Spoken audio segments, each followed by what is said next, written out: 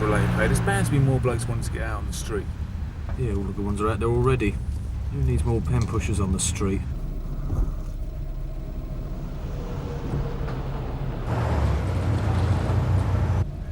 Looks a bit young for that kind of motor. Let's get a PNC. Sierra Oscar from Sierra Oscar 3. Sierra Oscar receiving. Go ahead, Mike.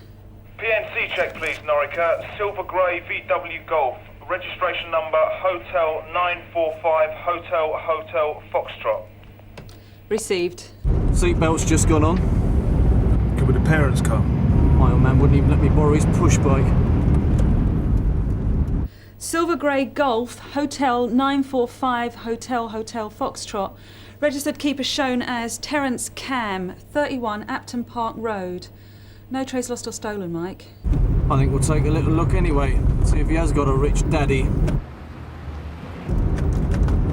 Come on, don't be a prat. Not daddy's then. Sierra Oscar from Oscar 3. Go ahead. We're following Silver Grey Golf GTI, Hotel 945 Hotel Foxtrot into Rudkin Road. Suspected TDA, 2 occupants. 1 male IC1, 1 female IC3. Now turning west on Wellesley Road, doing about 50. Watch out, there's a bump in the road. Any chance of any assistance? This thing's not up to it. Golf bearing left onto Purchase Road. Assistance requested. Sierra Oscar 3 from Sierra 1. We're on way, Mike. ETA 2 minutes. You reckon Boyden got bored? Golf heading east on Meadows Street. Must be doing 60 or we can't keep up. MP from Sierra 1. Suspect vehicle, Silver Grey Golf, now in sight. Taking over pursuit, heading east on Maydell Street. MP received. Other units break off. MP from Sierra 1. He's just run the lights at the Tallow Street crossing, doing 60. 65. He's braking now. He's going right, and now he's left into Go on, Canley lads. Road. No, right into Brockhurst Road, heading towards Maydell Street again.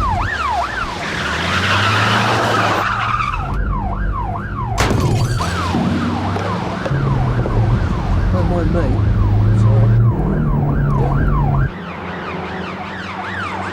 He's all over the place. He's touching 70. Middle of the road. He's braking hard for a bend.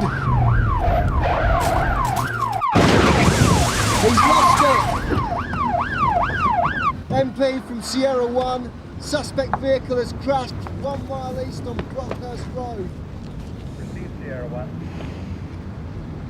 Ambulance, Dave. This one's in a bad way. Sierra Oscar receiving. Ambulance required, Brockhurst Road. Serious RTA. Received, Dave. Sierra Oscar 3 from Sierra Oscar. Receiving. Yeah, Matt, the area cars had a vicinity-only Pollack. Can you deal?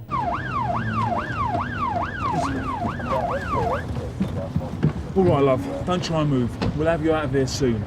Tell me your name. Can you do that?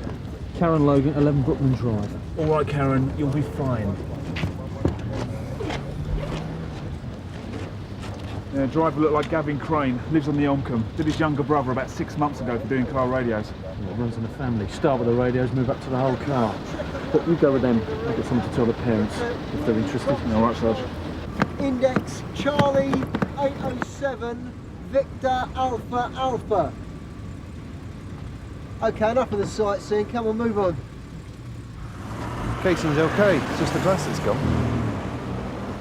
Keep it quiet, eh, Dave? What for? We've got to go back out again when we come off shift. And Paul Tyler's not going to take the blame for it, is he? And square it with him. Oh, come on, Dave. It's just till tomorrow. Quick changeover. We're back on at 6. I'll get it done then. If I report it, it's a Pollack. Another one. Just for a little bit of glass. You two okay? Yeah, fine, Sarge. No problem. Dave? Yeah, fine, Sarge. Right, we'll get finished here and we'll sort the paperwork out when you've done. You're improving. How do you mean, Sarge? No dents.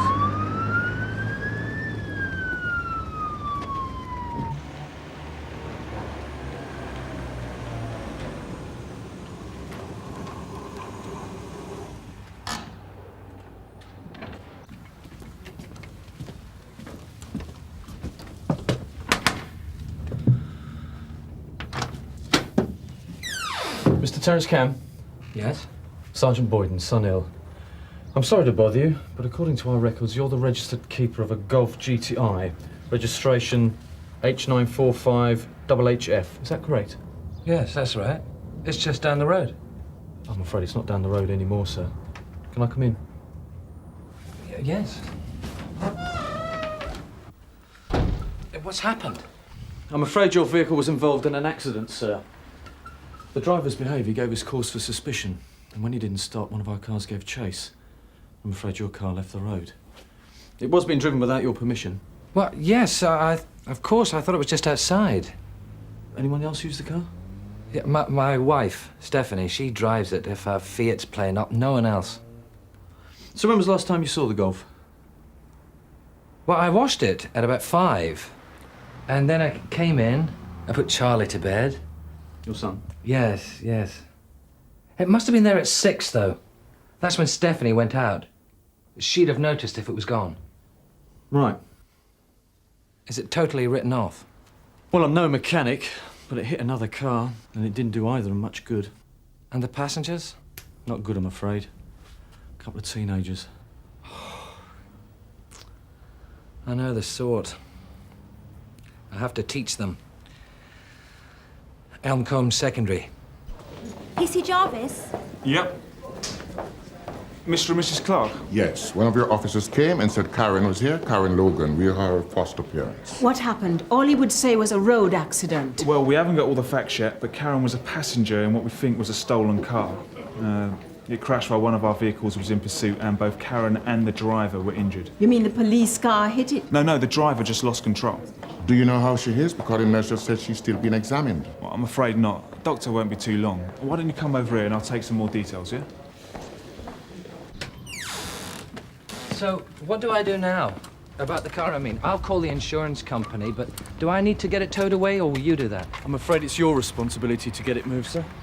Do you know if Deckers and Bream Road are open on a Sunday? I think so. I reckon they got a tow truck. State it's in, you'll need one. Sorry.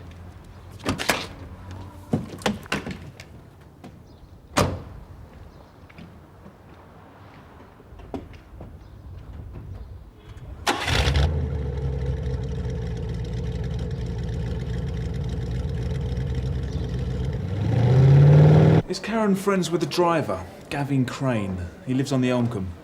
She never mentioned him, but she did used to live near there before she came to us. How is she? She's going to be fine. She cut her head on the windscreen, got quite a lot of bruising from the impact. Nothing that won't fade in time. We're going to keep her in overnight just for observation. What about the driver? Not so fortunate. 2 broken legs, a punctured lung and a fractured skull are the most immediate of the injuries. Has he come round? Not yet. To be honest, he's pretty lucky to be alive. Doctor, we want to see Gavin. Gavin Crane. Matt, what's the situation with the Pollack? Just writing up now, sir. Definitely a TDA. As far as the owner was concerned, it was outside his house, freshly washed. On the crash? Still vicinity only. The aero car gave pursuit, but they didn't make contact. So there's no question of them being involved in the crash. The kid just couldn't handle it. What's new? Idiots. There is one more thing, sir. I had to 54 the Panda. Oh. We hit a couple of speed bumps. The exhaust is gone. During the pursuit? Well, yes, there was nothing I could do about it. Well, at least it's not Steve Loxton again. That's something, I suppose. Oh, Matt, the exhaust could be just wear and tear, yes? Definitely. Must have been going for ages. Right. So I'm supposed to drive the whole shift with only one mirror? Well, they're not going to fix it tonight anyway, are they? Look, I'm back on at 6. I'll whip it around to Joe's Deckers and get it done. Out of your own pocket? What's it going to be, 10, 15 quid? Better that than another Pollack report on Monroe's desk. How many this month? Enough. So? All right. Cheers, mate. If anyone spots it, I'm not taking the blame. That's fine. Thanks, Paul. You must be off your head. What if Monroe finds out and you haven't reported it? He won't. All right, it's your neck. Yeah, well, personally, I don't mind a quick changeover. That's one of the advantages of living at the section house, you see. Yeah, I don't have very far to travel. No, straight home, to bed, and then back here again like this morning. Oi! Am I going to see somebody or what? Good morning, sir. How can we help you? I want to make a complaint. Last night, one of your drivers ran my boy off the road, and I want him done for it. I see, sir. And you are? Stan Crane. Well, Mr. Crane, if you'd just like to take a seat for a minute, I'll get Inspector Monroe to come and have a word with you.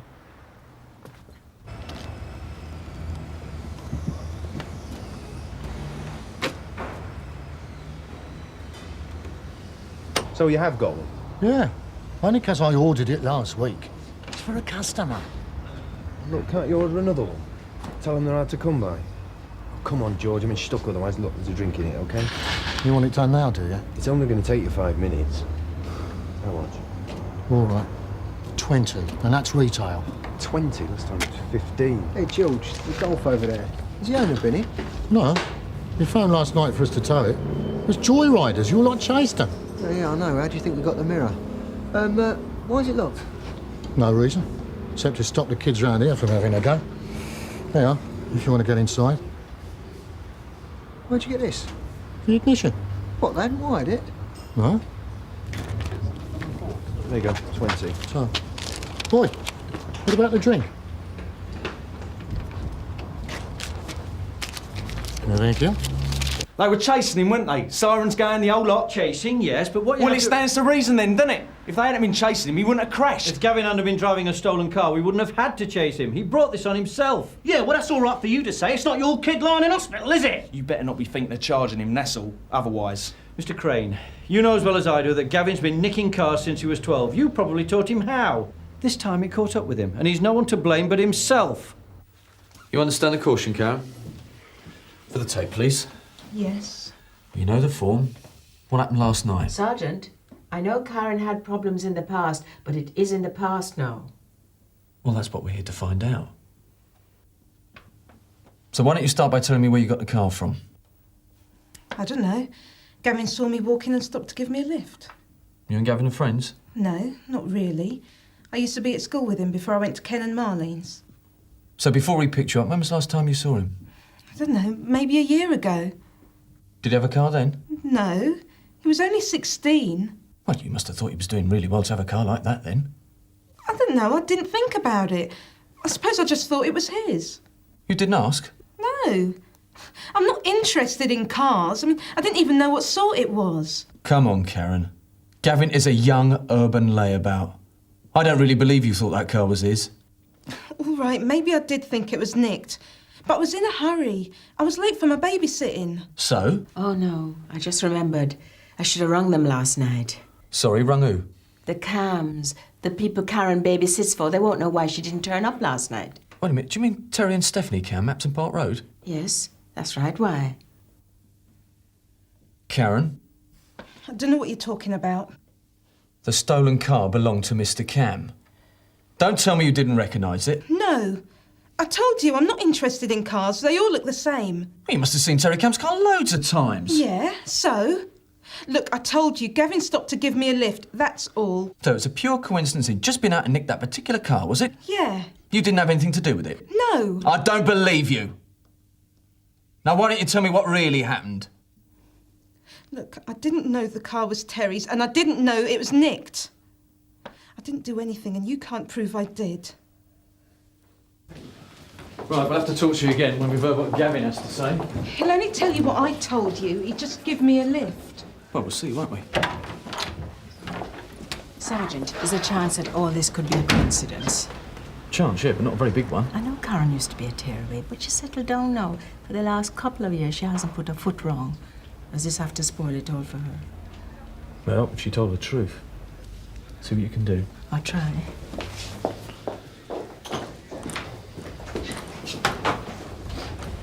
You're a bit early for rest, didn't you? I thought we'd come in while it was quieter, Sarge. Sarge, I don't know if you're interested, but we had a look at that golf earlier. It's down at George Decker's place. Oh, yeah? What are you doing down there? We were just passing. You spent any time on patrol this morning? Well, the thing is that the owner of the Golf must have left it with a key in, because George says it was in the ignition when he towed it. Sure, it's the right key for the car. Not something our Gavin's bunged in the lock on the off chance. No, it's the right key, because it fits all the doors. I mean, it's going to make a bit of a difference to his insurance claim, though, isn't it? The owner, I mean. Yeah. Thanks, Dave. Oh, Matthew, what did the girl say, Gavin's passenger? Karen? She says she just accepted the lift. Didn't know the car was stolen. Turns out she babysits for the owner. Terence Cam? Yeah, teach him at Elcombe Secondary. If it's OK with you, I'd like to go over there and talk to him again. See what he has to say about Karen. OK, but you better call the headmaster and clear it. His pupils aren't exactly lining up to take the Met's entrance exams. Right. To be frank, Sergeant, having the police inside the school makes a lot of these kids feel they're under surveillance. Yes, sir, but on the other hand, people don't usually commit crimes if they think they're being watched.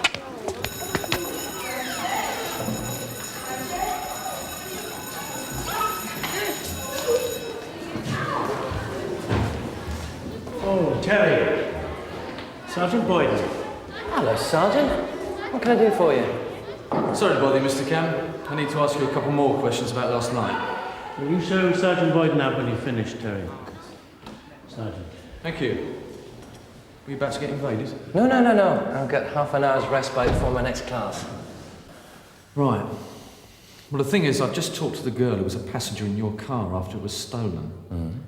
Her name's Karen Logan. Karen? Was that... Well, I don't understand. She's your babysitter? Yes. She was going to come round last night until I changed my mind about going out. So you called it off? That's right, but look, Karen never struck me as the type who'd get involved in joyriding. How would you describe her?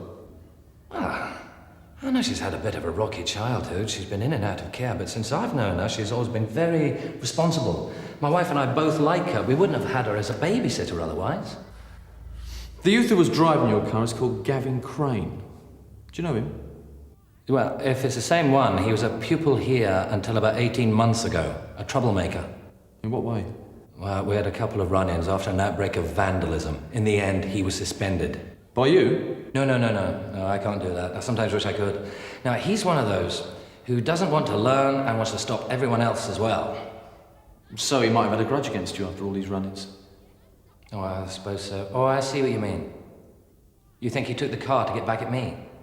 Well, it's possible. We also found a key in the car after it crashed. So unless you left it in the ignition... No, all my keys are on my keyring.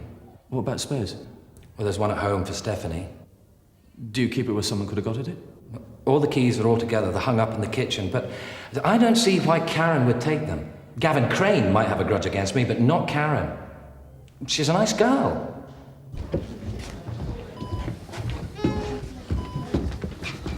What's happened? Gavin came round about half an hour ago. The doctor won't let me see him yet. I'm not sure when he's going to be up for talking. Parents are in? Yeah, mother and brother, but... You won't have nothing to say to you. Who are you? Mark, Gavin's brother. What's it to you? Hold on, I want to talk to you. Tough. My mum needs a cup of tea. Yeah, in a minute. Has Gavin ever spoken about a teacher of his, Mr. Cam? No. Never said he wanted to get even, maybe nick his car? No, and if he had, I wouldn't tell you, would I? Anyway, you can't drop all this on our Gav. It was her as well. Who? That Karen, she was with him. She'd be doing her and all. With him when? In the car? Leave it out. She was with him when he left our house and didn't have no car then. She's as much in this as Gav. Now, you can let me get a tea or what?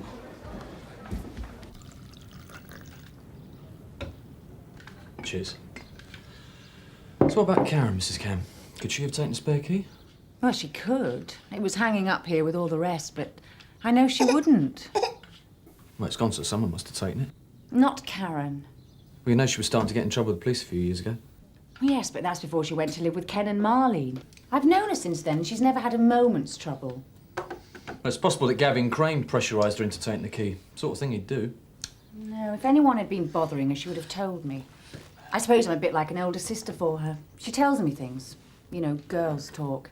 Who she fancies, what she's worried about. So she never mentioned Gavin Crane? Never. And besides, why would you help him take the car to steal from us? I'm sorry, there has to be another explanation. He's lively. How old is he? 19 months. And a real mischief, aren't you? Did you work before you had him? Yes, the gas showrooms.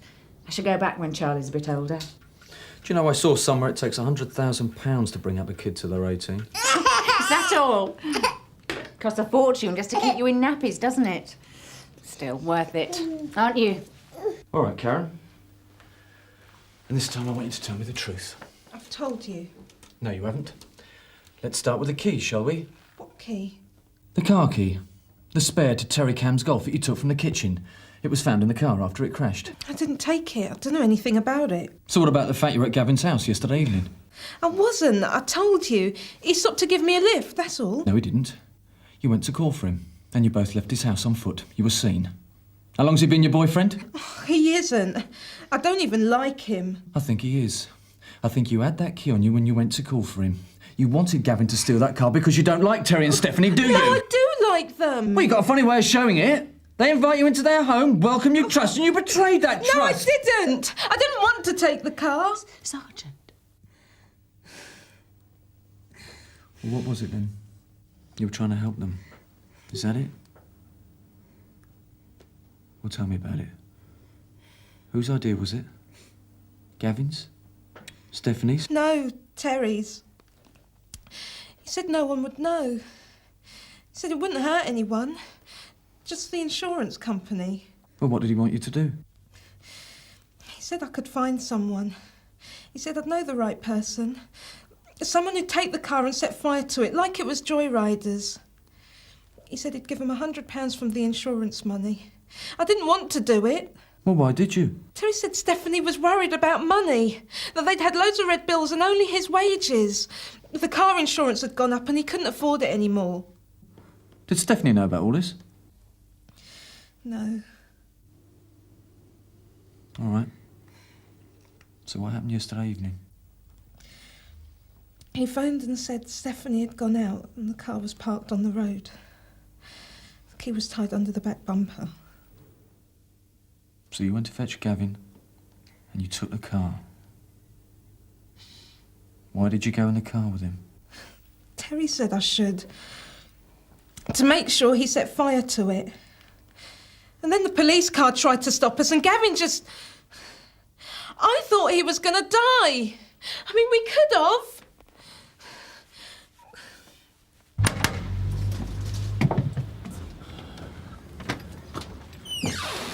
Mr. Cam, can you come down to the station, please?